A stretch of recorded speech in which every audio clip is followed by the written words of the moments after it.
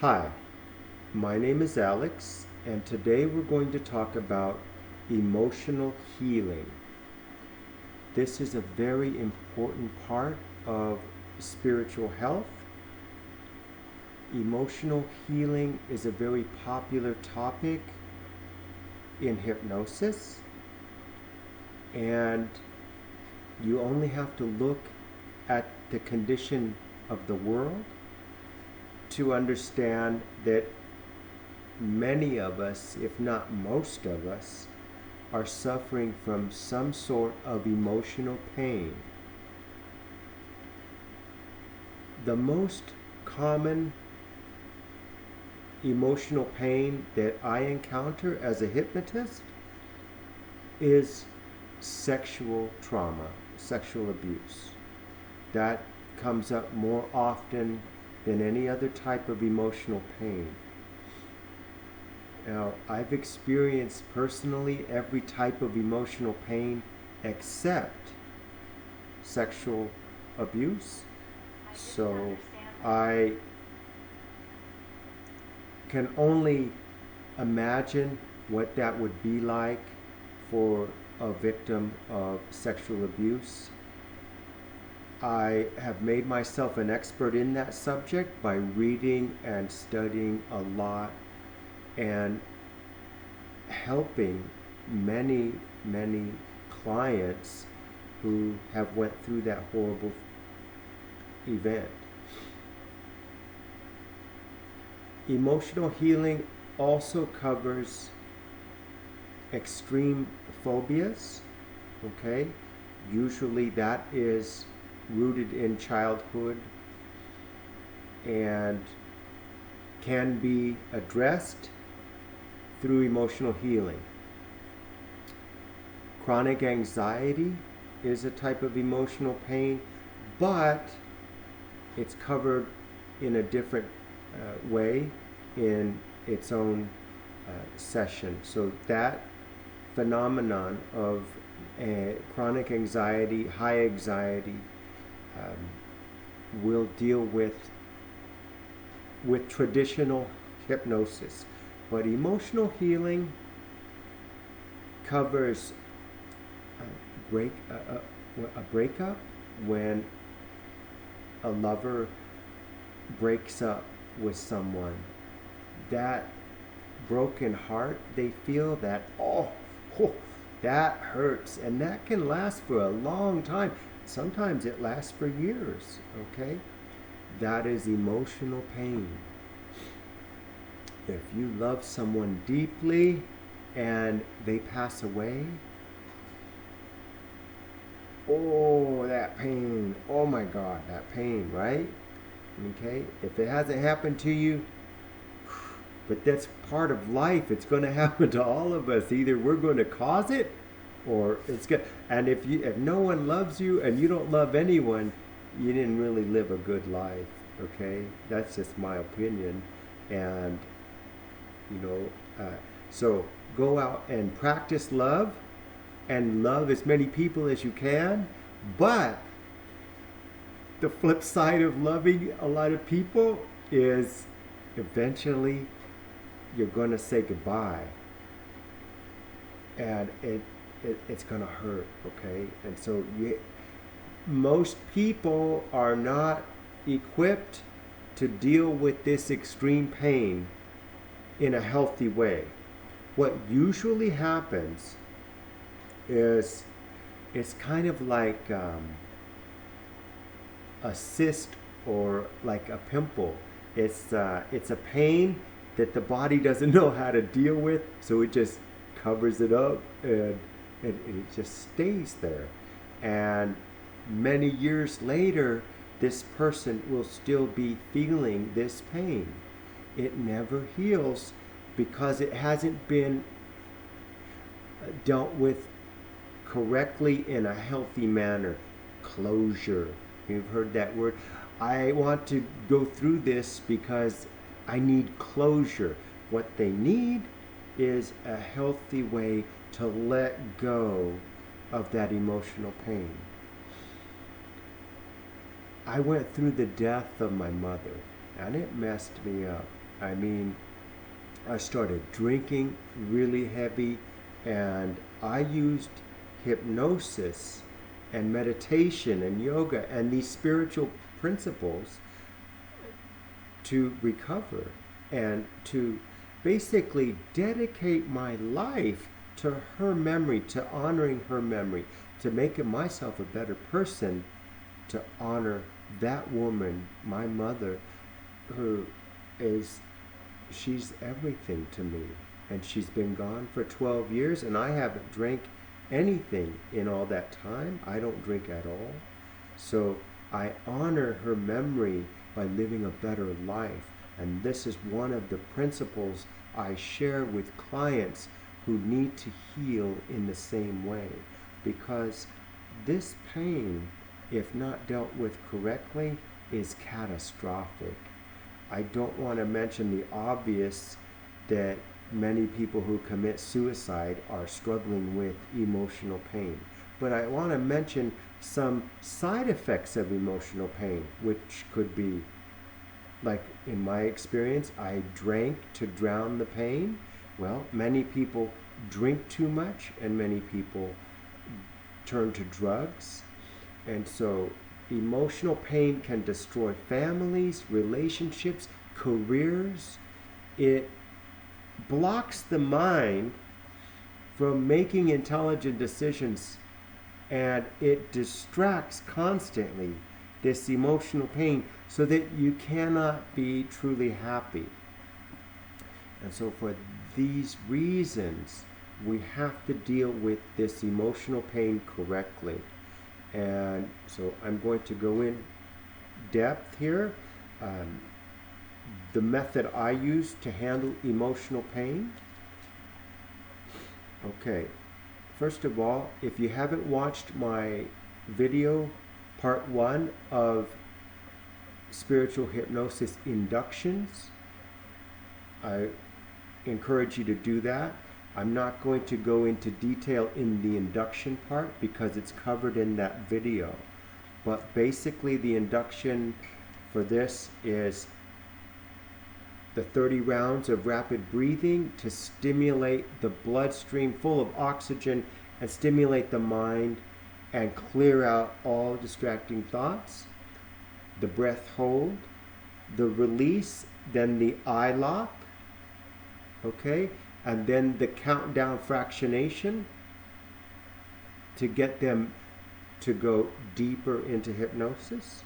And then after I'm visually verifying that they are in a state of deep hypnosis and they are compliant and ready for the next step, now I'll go into the emotional healing, the therapy part of the session.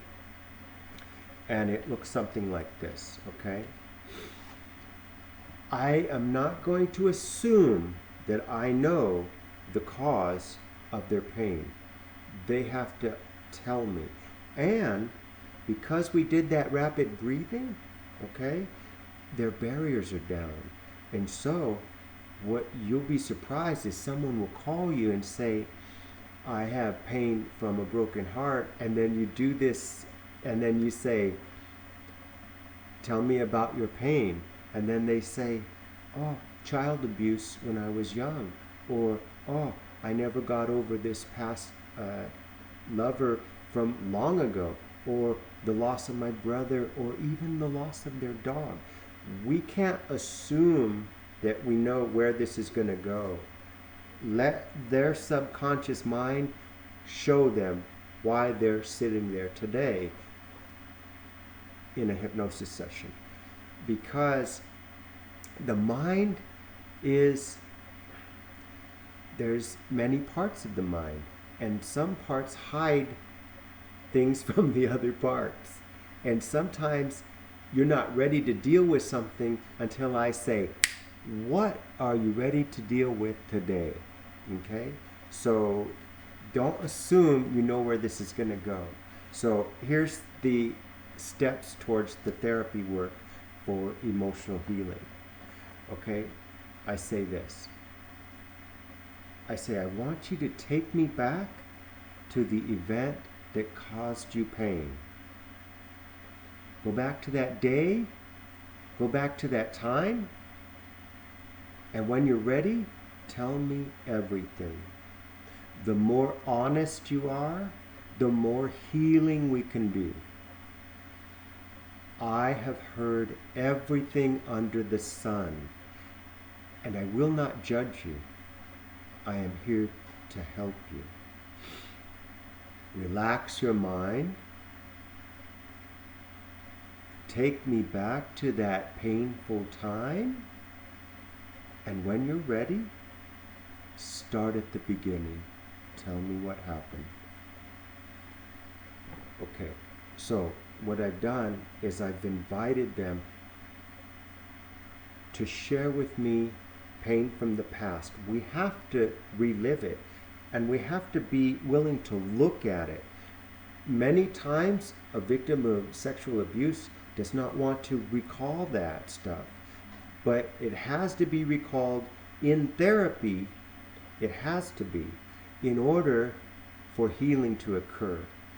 Otherwise, you're just operating on the conscious level and no healing.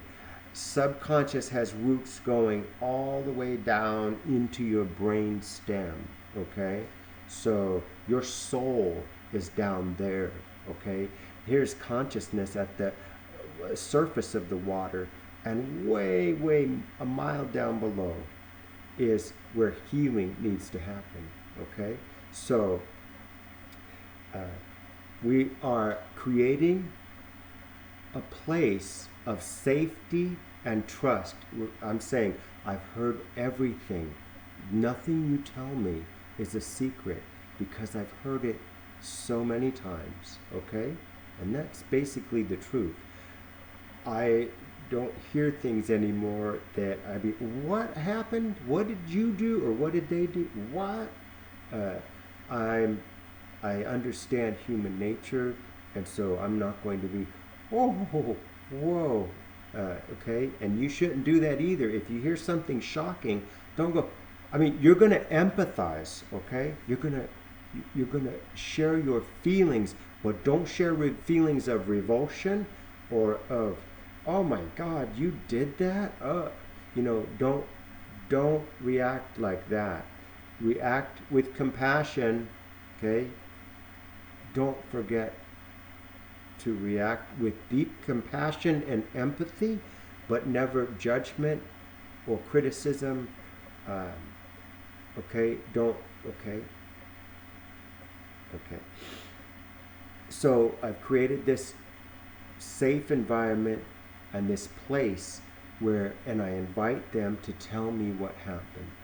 And so she may tell you that the love of her life, her husband, and how he died, a tragic death, and it was so sad. It was a violent death, and okay, you're going to hear some raw feelings and raw emotions, okay? And so she's going to cry, most likely. If it's done effectively, she's probably crying. She's most likely going to cry, okay? Those tears, when you see those tears, you want to say those are tears of healing. Let it all out, okay? Because the more emotion she shares and gets out, okay, the more lighter she's going to feel at the end, and the better this healing event will. She will feel as if she was heard, as if we're going to try to cry her out. So that's the goal, is let these tears out, especially if you have a male client. They don't cry as much, so they may not cry once every 5 years, 10 years. So that's a big deal if they let these tears out. You say, these are healing tears. Let these tears happen. This is how healing takes place. And so you're encouraging this large release of emotions, okay? You're going to ask follow-up questions as necessary to get an accurate picture in your mind of what took place. I want to make sure when you're dealing with sexual abuse, okay, make absolutely sure it happened, okay?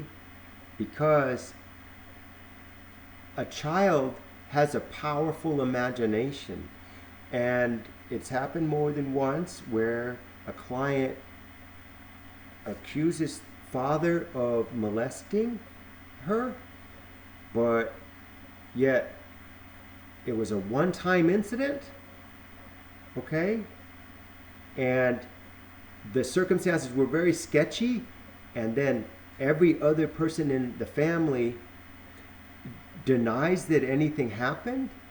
No other child was ever touched in any way by the father. So you've got to ask yourself, was this an active child's imagination? Maybe he just spanked her and she made this thing in her mind. You've got to have excellent judgment in this area, okay? Because you're not going to, just because she said that in hypnosis, you need more evidence than that.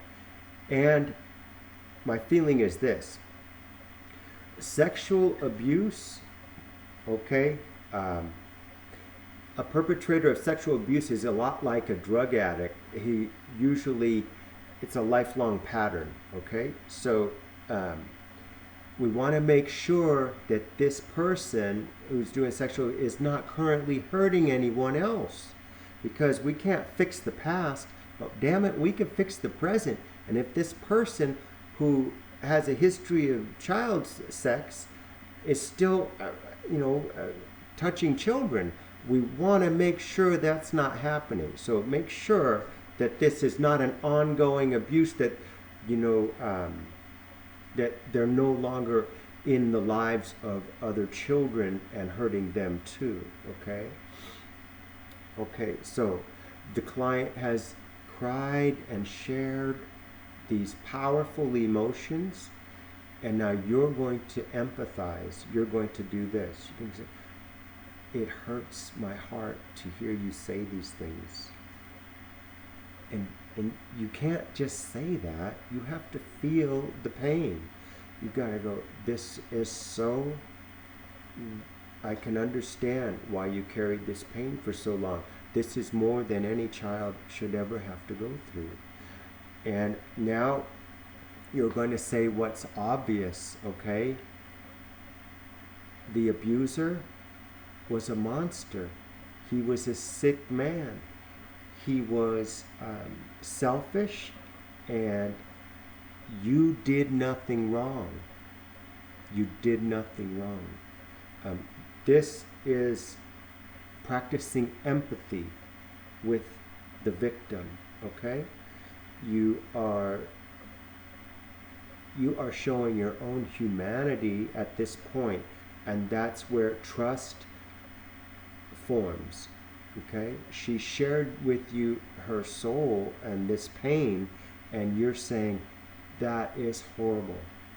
That is so, that is, it's criminal. It's wrong what happened, okay? Not all cases are sexual abuse, so in some cases, the emotional pain could be the fault, or at least the partial blame, of your client. And so you've got it, and it's not your job to decide who's to blame. You've got to get the client to decide who is to blame. Now, if there was a child molestation, it's obvious who's to blame, okay? The child molester is always to blame, okay? So don't ask who is to blame for this pain. You ask, if it's unclear, you'll say, who do you blame for causing you this pain? And she may say, I blame myself for trusting this man, or I blame myself for not living up to my mother's expectations. I blame myself for not keeping my family together, and they divorced.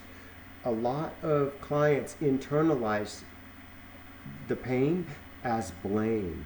Make sure you ask, if it's unclear, who is to blame for your pain? Is it you, or is someone else? Okay? Because when we get to the next step, forgiveness, who do we forgive? If you just forgive the perpetrator or the abuser, but your client is carrying around a lot of guilt too and needs to forgive herself, okay? This is how we stop the mind from resurrecting the painful event over and over for the rest of their lives, okay? And believe it or not, that does happen. Decades later, they're still reliving the pain, okay?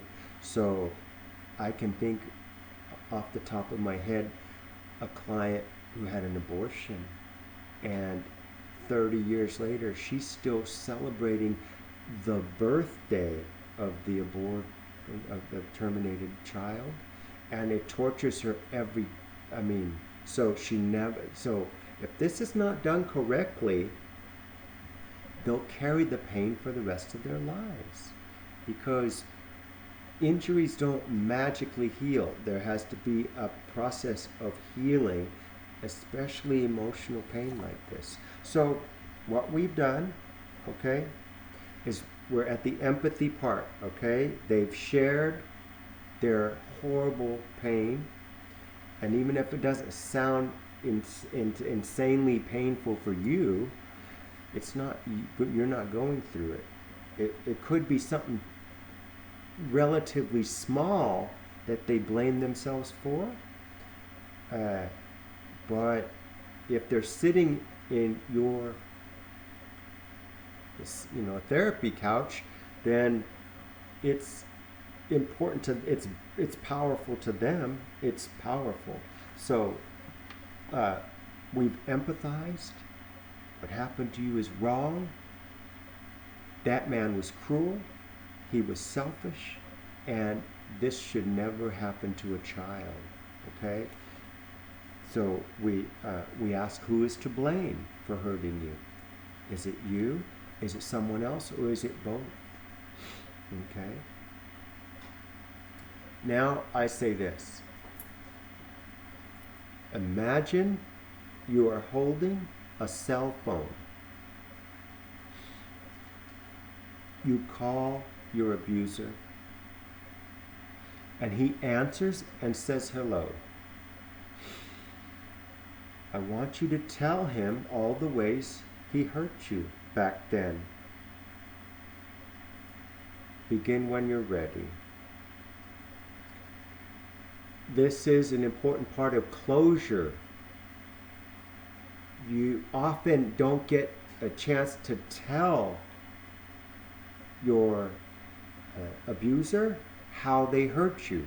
Let's say you're in love with a guy, and he breaks up and he leaves and he blocks you on his phone, and he just breaks your heart. Well, what the mind keeps throwing back is that there's no closure, there's no resolution, that you love someone, that now they're gone, and you don't know exactly how you feel about this, how to process it. And you are saying this, basically.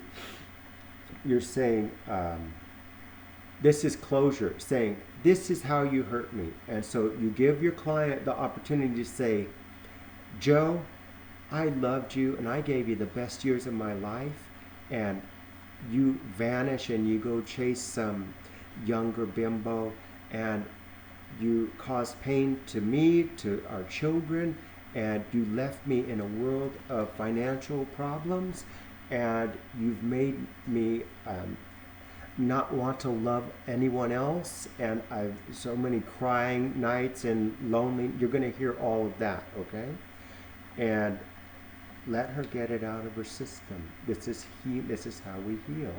We get to closure. If it was grief from the loss of a loved one, you're going to get something similar. When someone dies, whether it's slow process like a cancer over months, or it's a rapid death where they were taken quickly. You don't get to say to the person the things you really feel. And sometimes we are emotionally unavailable. And for example, cancer. When a person's on the cancer drugs, okay, the chemo and all the other drugs and treatments, mentally they're not able to receive, and yet also we're not ready to say the things that we really, and sometimes they're unable to hear it and you're unable to say it, and they could die without it ever being said, the true feelings that the client has for the person who's gone. So the cell phone is a way for them to imagine confronting the person who has caused them the pain and telling them, this is how you hurt me. This is the consequences of what you did. And it could be good and it could be bad. Good tears could be, I miss you, mother, and I